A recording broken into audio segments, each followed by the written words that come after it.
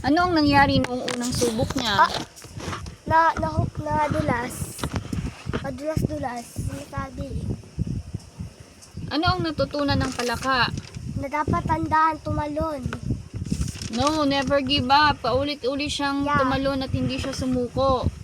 Ay! Kaya ang natutunan niya, dapat meron siyang Wait ka to video! siyang patience. Try and try. Subok magbasa si Leia. Mahilig mabasa si Leia. Ang paborito niya aklat ay tungkol sa mga hayop.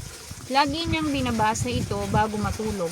Isang araw, ibinahagi niya ang kwento sa kanyang kapatid. Mga tanong, ano ang paboritong gawin ni Leia? Magbasa. Tungkol saan ang paborito niyang aklat? Hayop. Okay. Animal. Kanino niya ibinahagi ang kwento? Sa kapatid niya. Okay. Ano ang paboritong gawin ni Leia? Magbasa ng aklat.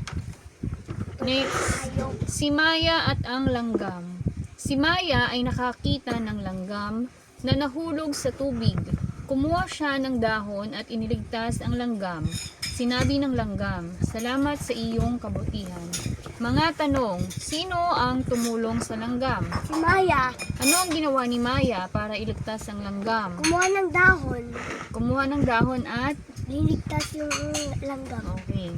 Ano ang sinabi ng langgam kay Maya? Salamat sa iyong kabutihan. Okay. Hoy! Nagpasalamat siya sa kanyang kabutihan. Okay, bibidyo na kita. Okay, ready?